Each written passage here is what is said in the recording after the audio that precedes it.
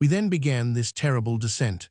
Only one of us moved at a time, and when each took a step, the others buttressed themselves, ready to sustain the shock if he slipped. The foremost guide, Edward Ravenel, had the most perilous task. It was for him to make the steps over again, now more or less worn away by the ascending caravan. We progressed slowly, taking the most careful precautions. Our route led us in a right line to one of the crevasses which opened at the base of the escarpment. When we were going up, we could not look at this crevasse, but in descending, we were fascinated by its green and yawning sides. All the blocks of ice detached by our passage went the same way, and after 2 or 3 bounds, engulfed themselves in the crevasse. As in the jaws of the Minotaur, only the jaws of the Minotaur closed after each morsel, while the unsatiated crevasse yawned perpetually and seemed to await, before closing, a larger mouthful. It was for us to take care that we should not be this mouthful, and all our efforts were made for this end. In order to withdraw ourselves from this fascination, this moral giddiness, if I may so express myself, we tried to joke about the dangerous position in which we found ourselves, and which even a chamois would not have envied us. We even got so far as to hum one of Offenbach's couplets, but I must confess that our jokes were feeble, and that we did not sing the airs correctly. I even thought I discovered Levesque obstinately setting the words of Barbe Bleu to one of the airs in Il Trovatore, which rather indicated some grave preoccupation of the mind. In short, in order to keep up our spirits, we did as do those brave cowards who sing in the dark to forget their fright.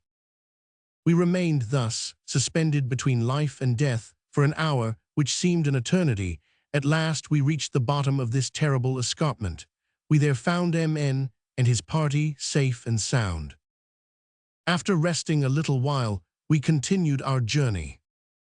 As we were approaching the Petit Plateau, Edward Ravenel suddenly stopped, and turning towards us said, "See what an avalanche, it has covered our tracks." An immense avalanche of ice had indeed fallen from the Gouter, and entirely buried the path we had followed in the morning across the Petit Plateau. I estimated that the mass of this avalanche could not comprise less than 500 cubic yards. If it had fallen while we were passing, one more catastrophe would no doubt have been added to the list, already too long, of the necrology of Mont Blanc. This fresh obstacle forced us to seek a new road, or to pass around the foot of the avalanche. As we were much fatigued, the latter course was assuredly the simplest, but it involved a serious danger. A wall of ice more than 60 feet high, already partly detached from the Gouter, to which it only clung by one of its angles, overhung the path which we should follow. This great mass seemed to hold itself in equilibrium. What if our passing, by disturbing the air, should hasten its fall? Our guides held a consultation. Each of them examined with a spyglass the fissure which had been formed between the mountain and this alarming ice mass. The sharp and clear edges of the cleft betrayed a recent breaking off, evidently caused by the fall of the avalanche. After a brief discussion, our guides, recognizing the impossibility of finding another road, decided to attempt this dangerous passage. "We must walk very fast, even run if possible," said they, "and we shall be in safety in 5 minutes. Come, messieurs, a last effort." A run of 5 minutes is a small matter for people who are only tired, but for us, who were absolutely exhausted, to run even for so short a time on soft snow, in which we sank up to the knees, seemed an impossibility. Nevertheless, we made an urgent appeal to our energies, and after 2 or 3 tumbles, drawn forward by one, pushed by another, we finally reached a snow hillock, on which we fell breathless. We were out of danger. It required some time to recover ourselves. We stretched out on the snow with a feeling of comfort which everyone will understand. The greatest difficulties had been surmounted, and though there were still dangers to brave, we could confront them with comparatively little apprehension. We prolonged our halt in the hope of witnessing the fall of the avalanche, but in vain. As the day was advancing, and it was not prudent to tarry in these icy solitudes, we decided to continue on our way, and about 5 o'clock we reached the hut of the Grands Mulets.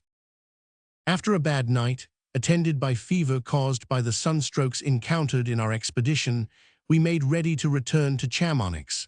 But before setting out, We inscribed the names of our guides and the principal events of our journey, according to the custom, on the register kept for this purpose at the Grands Mulets. About 8 o'clock, we started for Chamonix. The passage of the Bossons was difficult, but we accomplished it without accident. Grands Mulets, party descending from the hut.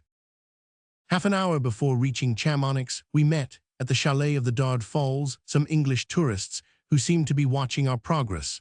When they perceived us, they hurried up eagerly to congratulate us on our success. One of them presented us to his wife, a charming person with a well-bred air. After we had given them a sketch of our perilous peregrinations, she said to us in earnest accents, "How much you are envied here by everybody. Let me touch your alpenstocks." These words seemed to interpret the general feeling. The ascent of Mont Blanc is a very painful one. It is asserted that the celebrated naturalist of Geneva, de Saussure, acquired there the seeds of the disease of which he died in a few months after his return from the summit. I cannot better close this narrative than by quoting the words of M. Markham Sherwell. "However it may be," he says, in describing his ascent of Mont Blanc, "I would not advise anyone to undertake this ascent, the rewards of which can never have an importance proportionate to the dangers encountered by the tourist and by those who accompany him." The end.